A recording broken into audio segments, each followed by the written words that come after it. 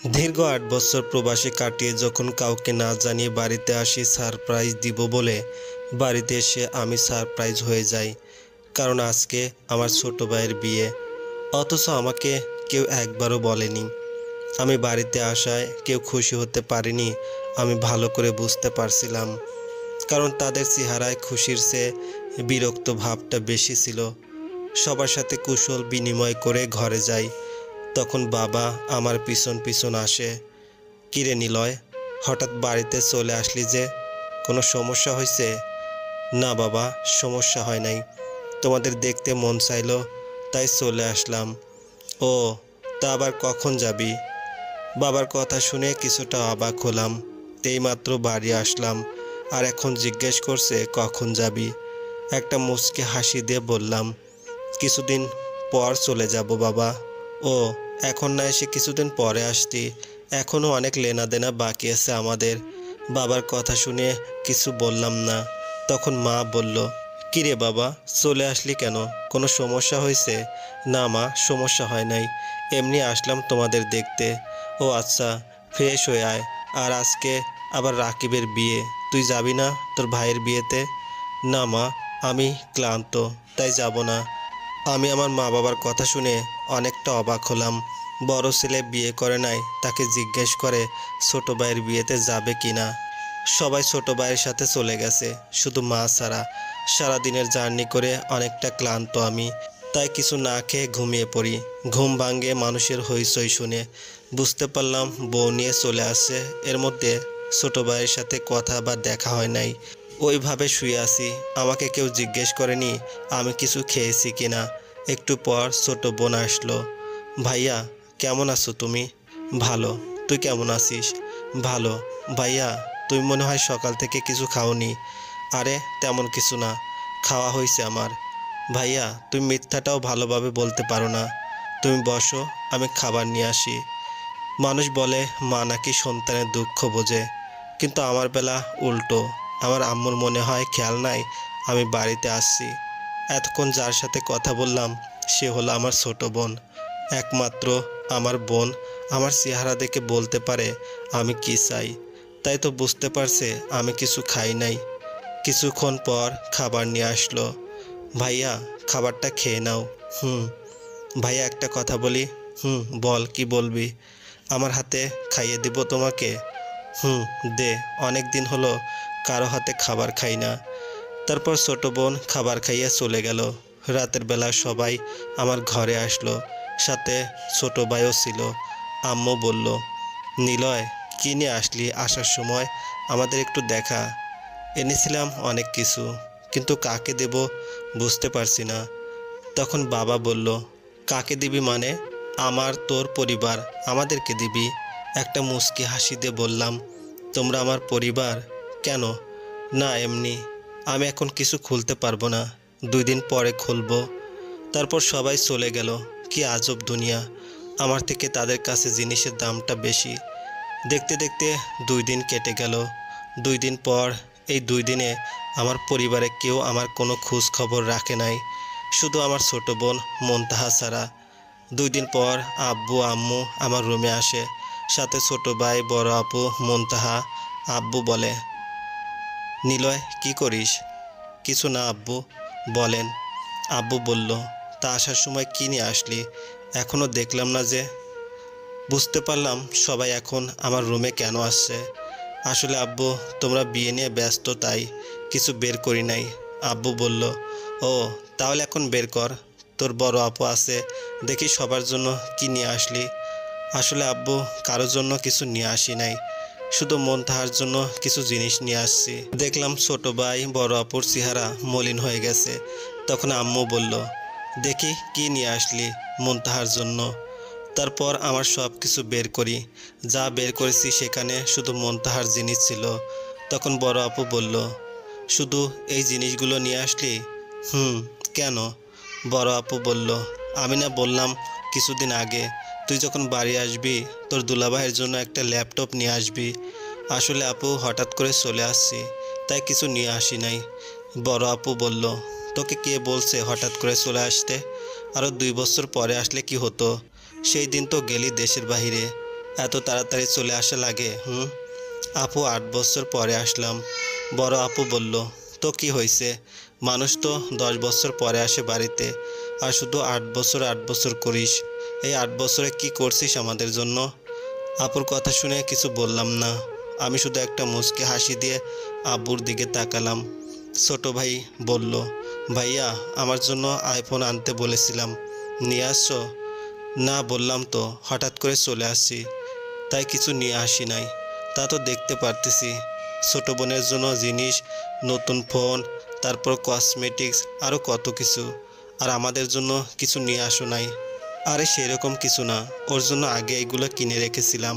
ছোট ভাই বলল, বুঝতে পারছি, আর বলতে হবে না, কিছুদিন পরে আসলেই তো হতো, এত তাড়াতাড়ি আসার কি দরকার ছিল শুধু শুধু। আর আপু তো ঠিক বলছে, কি করছো তুমি আমাদের জন্য? ছোট ভাইয়ের কথায়ও কিছু বলি নাই, শুধু ছোট ভাই আর আপুর দিকে তাকিয়েছিলাম। কি বলবো, যেখানে আমার মা বাবা আছে, তাদের সামনে এত কিছু বলল, তারাই কিছু বলে নাই, সেখানে আমি কি বলবো? ভেবেছিলাম আব্বু কিছু বলবে, দেখলাম আব্বু আম্মু দুইজন চুপ। তখন আম্মু বলল, নিলয়, আম্মুর জন্য কি নিয়ে আসলি? না মা, আমি কিছু নিয়ে আসি নাই। আম্মু বলল, তোকে না বলেছিলাম আসার সময় আম্মুর জন্য একজোড়া সোনার জিনিস নিয়ে আসবি, তাও নিয়ে আসিস নাই? না মা, আমি কিছু নিয়ে আসি নাই। আর তোমাকে তো আমি অনেকবার জিনিস দিয়েছিলাম, সেইগুলো কই? আম্মু বলল, সেইগুলো পুরনো হয়ে গেছে, তাই বলেছিলাম জিনিস নিয়ে আসতে। ও আচ্ছা, আবার দেশের বাইরে গিয়ে তোমার জন্য জিনিস পাঠিয়ে দেব। আম্মু বলল, এখন বল তোর আব্বুর জন্য কি নিয়ে আসলি? বললাম তো মা, আমি কারোর জন্য কিছু নিয়ে আসি নাই, তাহলে বারবার জিজ্ঞেস করো কেন? তখন আব্বু বলল, বুঝলাম তুই কিছু নিয়ে আসিস নাই, তাহলে টাকা পয়সা কই? আমি টাকা পাবো কই? মাসের সব টাকা তো বাড়িতে পাঠাই দিতাম, তাহলে আমার কাছে টাকা আসবে কই থেকে? আব্বু বলল, তাহলে আমি মানুষের লেনা দেনা দিব কি করে? আর তোর ছোট বোন মুনতাহার বিয়ে দিব কিভাবে? এত বছরে টাকা পয়সা কই? আব্বু বলল, সেই টাকা তো সংসারে খরচ হয়ে গেছে, এখনও অনেক দেনা বাকি। তুই যত তাড়াতাড়ি পারিস চলে যা। আর তোর রিটার্ন টিকিট কবে? আব্বুর কথা শুনে অনেকটা অবাক হলাম। আব্বু, চলে যাব। তারপর আব্বু চলে গেল। কি আজব দুনিয়া, আমি কেমন আছি তা কেউ জিজ্ঞেস করে নাই, সবাই শুধু টাকা আর জিনিস নিয়ে ব্যস্ত। কি আজব দুনিয়া আর দুনিয়ার হিসেব। তারপর ছোট বোন আমার কাছে আসে। মুনতাহা বলল, ভাইয়া কি দরকার ছিল এইগুলো আনার? আরে তুই আমার একমাত্র ছোট বোন, তোর জন্য আনবো না তো কার জন্য আনবো শুনি? মুনতাহা বলল, ছোট ভাইয়া শুধু রাগ করলো। আরে সব কিছু ঠিক হয়ে যাবে, আর তো 15 দিন। মুনতাহা বলল, কেন ভাইয়া, 15 দিন পর কি হবে? কিছু না, তুই যা। মুনতাহা চলে গেল। দেখতে দেখতে কেটে গেল 15 দিন। এই 15 দিন আমার পরিবারে কেউ আমার খোঁজ খবর রাখে নাই, শুধুমাত্র ছোট বোন মুনতাহা ছাড়া। এক কথায় আমি যে বাড়িতে আছি সবাই ভুলে গিয়েছে। মুনতাহা সব সময় আমার খবর রাখে। আমি এই কয়দিন ঘর থেকে বাইরে যাই নাই। বাইরে গিয়ে কি করব, যেখানে আমার কোনো মূল্য নেই। সকালবেলা ছোট বোন আমার রুমে আসে, এসে বলে, ভাইয়া বাবা তোমাকে ডাকে বাহিরে। কেন? জানি না, হয়তো তোমার সাথে কথা বলবে। ও আচ্ছা, তুই যা, আসতেছি। ছোট বোন চলে গেল, আমিও বাহিরে আসলাম। দেখি সবাই বসে আছে। তখন বাবা বলল, নিলয়, কি খবর তোর? বাবার কথা শুনে অনেকটা অবাক হলাম, কারণ এই কয়দিনে একবারও দেখা করে নাই। আর এখন জিজ্ঞেস করছে কি খবর। একটা মুচকি হাসি দিয়ে বললাম, এই তো ভালো বাবা। আব্বু বলল, আচ্ছা শোন, তোকে যেই জন্য ডাকা, বুঝতে পারলাম প্রয়োজন পড়ছে, তাই এতদিন পর মনে পড়েছে। জি বলেন। আব্বু বলল, তোর রিটার্ন টিকিট কবে? কেন বাবা? আব্বু বলল, কেন মানে, তোর জন্য কেনাকাটা করতে হবে না, তাই জিজ্ঞেস করছি তোর রিটার্ন টিকিট কবে? আসলে বাবা, অনেক বছর পরে বাড়িতে আসলাম, এই হলো কিছুদিন, আরও কয়েক মাস পরে যাব। আর যদি এখানে একটা কিছু করতে পারি তাহলে আর যাব না দেশের বাইরে। আমার কথা শুনে আমার পরিবারের সবাই এমনভাবে তাকালো যেন তাদের উপর অনেক বড় একটা বোঝা এসে পড়েছে। তখন মা বলল, নিলয়, তুই এখানে কি করবি? আর মাসে বা কত টাকা ইনকাম করবি? কেন মা, ব্যবসা করব। বুঝলাম ব্যবসা করবি, কিন্তু ব্যবসা করতে হলে টাকা লাগবে। এত টাকা আছে তোর কাছে? কেন, এত বছরের টাকাগুলো কই? আমি তো প্রতি মাসে টাকা পাঠিয়ে দিয়েছিলাম। আব্বু বলল, এত বছরের টাকা মানে? সেগুলো তো সংসারের পিছনে খরচ হয়ে গেছে, তাহলে টাকা আসবে কই থেকে?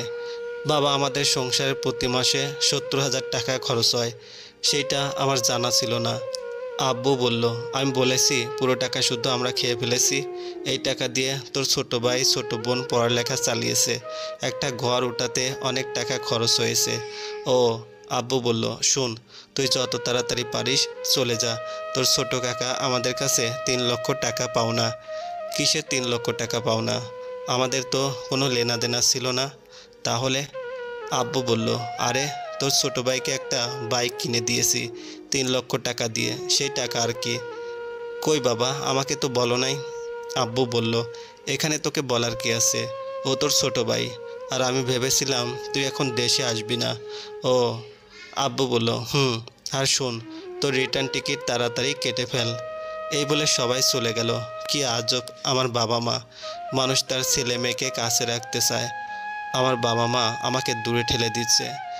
যদি বাড়িতে না আসতাম হয়তোবা এইগুলো কখনো জানা হতো না, আর আমার পরিবার যে আমাকে শুধু টাকার জন্য মনে রেখেছে সেইটাও জানা হতো না। তবে ভালোভাবে বুঝতে পারছিলাম আমার আর এই দেশে বেশি দিন থাকা হবে না, কারণ সবাই চায় আমি চলে যাই। কেটে গেল আরও 1 মাস। 1 মাস পর বাবা আমার রুমে আসে, বলে, আব্বু বলল, কিরে নিলয়, তোকে সেই কবে বললাম কখন যাবি আমাকে বলতে, তোর কোনো খোঁজ খবর নাই। বাবা, আমি তো 4 মাসের ছুটি নিয়ে আসছি, ছুটি শেষ হলে চলে যাব। আব্বু বলল, আমি বলি কি 4 মাস থাকতে হবে না, তুই এখন চলে যা, আবার না হয় 3-4 বছর পরে চলে আসবি।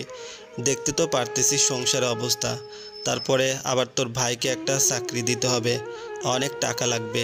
মনতাকে বিয়ে দিতে হবে, সেখানে অনেক টাকা লাগবে। আচ্ছা বাবা, দেখি। বাবা চলে গেল। কেমন মা বাবা আমার। আমি বাড়িতে 4 মাস থাকলে তাদের সমস্যা। কথাগুলো ভাবতে হাসি পায়। মা তো আমাকে ভুলে গিয়েছে। ও একটা কথা, আমার পরিবারে কেউ আমার সাথে ভালোভাবে কথা বলে না। কথা বলা তো দূরের কথা, আমার সাথে কেউ বসে খাবার খায় না। মনতাকে দিয়ে খাবার পাঠিয়ে দেয়। 2 দিন পর আম্মু আমার রুমে আসে। হঠাৎ আম্মুকে আমার রুমে দেখে কিছুটা অবাক হলাম, কারণ এই 2 মাসে আম্মু আমার একবারও খবর নেয় নাই। আম্মু আমার কাছে এসে বলে, বাবা নিলয়, কি করছিস? কিছু না মা। বাবা, তুই কি আমাদের উপর রেগে আছিস? রেগে থাকবো কেন মা, তোমরা তো কিছু করো নাই। আম্মু বলল, না, তোর ছোট ভাই তোর আগে বিয়ে করে ফেলছে তাই। না মা, রাগ করবো কেন? তোমরা যা ভালো মনে করেছো তাই করেছো, এখানে রাগ করার কি আছে? আম্মু বলল, আসলে বাবা, আমরা ভেবেছিলাম তুই এখন দেশে আসবি না, তাই ওকে বিয়ে করিয়ে ফেলি। আর ঘরে অনেক কাজ, এই কাজগুলো আমি একা একা করতে পারি না, তাই বিয়ে করিয়ে দিয়েছি। মা, বুঝতে পারছি, সমস্যা নাই, ভালো হয়েছে। আম্মু বলল, বাবা, তুই কবে যাবি আবার? অনেক দিন তো হলো। আম্মুর কথা শুনে অনেক অবাক হলাম। নিজের অজান্তে চোখে পানি চলে আসছে। নিজেকে সামলে নিয়ে বললাম, কেন মা, আমার এখানে থাকাতে কি তোমাদের সমস্যা হয়? আম্মু বলল, না, সমস্যা না, আসলে তুই দেশে আসলে অনেক দিন হলো, তাই জিজ্ঞেস করলাম কখন যাবি। আমি চলে যাব মা, চিরদিনের জন্য, তখন চাইলেও আর ফিরতে পারবো না, আর মাত্র কিছুদিন। আম্মু বলল, আচ্ছা, যত তাড়াতাড়ি পারিস চলে যা, সংসারে এখন অনেক টাকার দরকার। তোর ছোট চাচা টাকা চাচ্ছে, ওনার টাকা দিতে হবে, আবার মনতাহাকে বিয়ে দিতে হবে, অনেক টাকা লাগবে। বুঝতে পারছিস, তুই ছাড়া টাকা দিবে কে? এই বলে আম্মু চলে গেল। আম্মুর কথাগুলো তীরের মতো আমার বুকে এসে বিঁধল। প্রথমে ভেবেছিলাম আম্মু মনে হয় সান্ত্বনা দিতে এসেছে, এখন বুঝলাম সান্ত্বনা না, আমি কতদিন এখানে আছি তা জানতে এসেছে। ভেবেছিলাম সবাই যদি একরকম হয় মা হয়তো আমাকে আগলে রাখবে, কিন্তু আমি ভুল ছিলাম, কারণ সবাই টাকার পাগল। টাকা দিতে পারলে সবাই আপন হয়ে থাকে, যখন টাকা থাকে না তখন নিজের মা বাবা ভাই বোন সবাই পর হয়ে যায়। সবাই শুধু নিজের স্বার্থ খোঁজে, স্বার্থ ছাড়া দুনিয়া অচল। রাতের খাবার খেয়ে বসে আছি, তখন বড় আপু, আব্বু, আম্মু আমার রুমে আসে। আব্বু চেহারায় অনেকটা বিরক্ত ভাব বুঝতে পারছি, হয়তো কিছু বলতে চায়। তখন বড় আপু বলল, নিলয়, তুই কি বিয়ে করবি? না আপু, বিয়ে করব না। হঠাৎ এই কথা কেন? না, অনেক দিন হলো দেশে আসলে তাই জিজ্ঞেস করছি, বিয়ে করবি নাকি? না আপু, বিয়ে করব না। বড় আপু বলল, তাহলে একটা কাজ কর, তুই কিছুদিনের মধ্যে চলে যা। বাড়িতে থেকে কি করবি? অনেক দিন তো হলো। আব্বু বলল, নিলয়, তোর আপু কিন্তু ঠিক বলছে, যদি বিয়ে না করিস তাহলে এখানে থেকে কি করবি? ও, তোমরা তাহলে এই জন্য আমার কাছে আসছো? বড় আপু বলল, তাড়াতাড়ি চলে যা, অনেক দিন হলো। আপু, চলে যাব আর 5 দিন পর। তারপর সবাই চলে গেল আমার থেকে। কেউ জিজ্ঞেস করে নাই আমি কেমন আছি বা আমি কি চাই। সবাই শুধু আমি কবে যাব তা নিয়ে ব্যস্ত।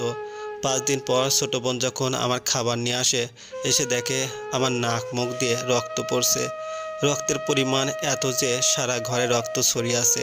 এটা দেখে ছোট বোন এক চিৎকার দিয়ে বেহুশ। ছোট বোনের চিৎকার শুনে সবাই চলে এলো। এসে দেখে এই অবস্থা। মাও এক চিৎকার দিয়ে বেহুশ হয়ে পড়ে, কারণ নিলয়ের দেহটা একদম সাদা হয়ে গেছে, সারা বিছানায় রক্ত লেগে আছে। ছোট ভাই দেখে নিলয় নিঃশ্বাস নিচ্ছে না, হয়তোবা অনেক আগে মারা গেছে। নিলয়ের ছোট ভাই যখন নিলয়ের কাছে যায়, দেখে তার মাথার পাশে একটা চিরকুট। চিরকুটটা হাতে নিল। চিরকুটের উপরে লেখা আমার পরিবার। এইটা দেখে ছোট ভাই এইবার পড়তে শুরু করলো। প্রিয় মা, কেমন আছো? তুমি আশা করি ভালো আছো। এই চিঠিটা যখন লিখতেছি তখন আমি ভালো নেই। কি ভাবতেছো? আত্মহত্যা করছি? না মা, তুমি সেই রকম ছেলে জন্মই দাও নাই যে আত্মহত্যা করবে। আমার ব্রেন ক্যান্সার ছিল। আজ থেকে 4 মাস আগে মেডিকেল চেক আপ করতে গিয়ে জানতে পারি। ডাক্তার বলেছিল আমি আর 4 মাস এই দুনিয়াতে থাকবো। কথা শুনে প্রচুর কষ্ট হয়েছিল। কত স্বপ্ন ছিল আমার পরিবারের সাথে আমি সুখে শান্তিতে বসবাস করব, কিন্তু তার হলো না। তাই তোমাদের না জানিয়ে চলে আসি। ভেবেছিলাম জীবনের শেষ 4 মাস আমার পরিবারের সাথে হাসি খুশি কাটিয়ে দিব, কিন্তু বিশ্বাস করো মা, আমি যদি জানতাম আমি দেশে আসাতে তোমার এত অখুশি হবে, কোনোদিন দেশে আসতাম না। যদি জানতাম আমি আমার আপনজন মানুষদের কাছ থেকে এত অবহেলা পাবো, আমি কখনো দেশে আসতাম না। তুমি তো আমায় গর্ভে ধারণ করেছিলে মা, তাহলে কেন আমাকে তুমি অবহেলা করলে? মানুষ বলে মা নাকি তার সন্তানের মুখ দেখে সব কিছু বুঝে ফেলে। কই মা, তুমি তো আমাকে বুঝতে পারলে না। একটা দিনও আমার সাথে মন খুলে কথা বললে না, আমাকে জিজ্ঞেস করলে না আমি কেমন আছি। জানো মা, তোমার হাতে খাবার খাওয়ার অনেক ইচ্ছা ছিল, কিন্তু তোমার এই 3 মাসে একদিনও আমার সাথে বসে খাবার খাও নাই। কত দিন হলো তোমাদের সাথে বসে খাবার খাই না। তোমরা আমার খাবার ঘরে দিয়ে আসতে, আমাকে একবারও বললে না বাবা আয় আজকে আমাদের সাথে বসে খাবার খা। জানো মা, বাবা আমাকে মাসের শেষ দিকে কল দিত, দিয়ে শুধু বলতো নিলয়, এই মাসের টাকাটা সবটা পাঠিয়ে দিস, সংসারে অনেক টাকার প্রয়োজন। অথচ বাবা আমাকে জিজ্ঞেস করতো না নিলয় তুই কেমন আছিস। আসলে মা, তোমরা আমাকে ভুলে গিয়েছো। তোমার মনে আছে মা, আজ থেকে 10 বছর আগে বাবার একটি পা এবং একটি হাত অচল হয়ে পড়ে। সেই সময় আমার বয়স ছিল মাত্র 15 বছর। সেই থেকে সংসারে হাল ধরতে হয়েছে। মানুষের জমিতে কাজ করতাম, মাটি কেটেছি। তুমি বলতে বাবা তুই একদিন অনেক বড় হবি। দেখো মা, তোমার সেই ছোট নিলয় আজ অনেক বড় হয়েছে, আজ তাকে মৃত্যু নিতে এসেছে। তবে মা, আমি অনেক খুশি, আজ আমাকে আর অবহেলা সহ্য করতে হবে না। জানো মা, সেই দূরপ্রবাসে একটা দিন সকালে সূর্য আমার আগে ঘুম থেকে উঠতে পারে নাই।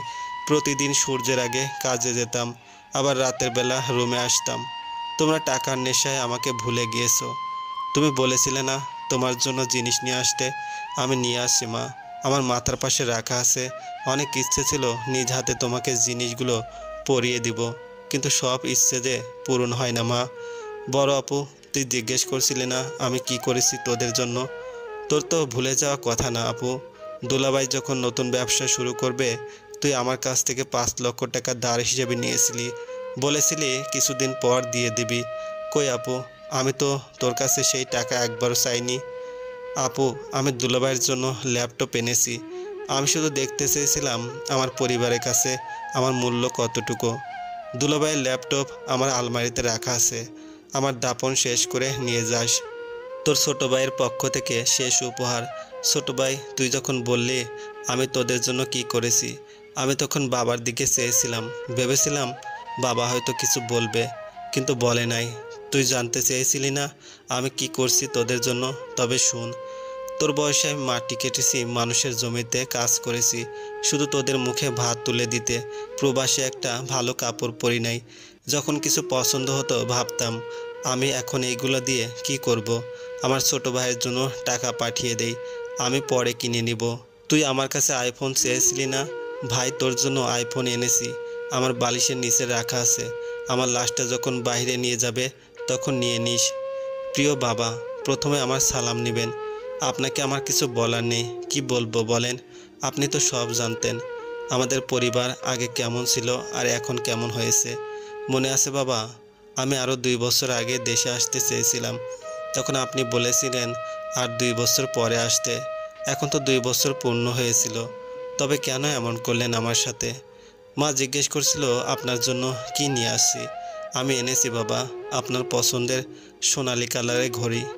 আর আপনি বলেছিলেন মুনতাহার বিয়ের জন্য অনেক টাকা লাগবে। অনেক টাকা তো আমার কাছে নেই। আমার জমানো 5 লক্ষ টাকা ছিল, সেইটা আমার বালিশের নিচে আছে। আশা করি এইটা দিয়ে মুনতাহাকে বিয়ে দিতে পারবেন।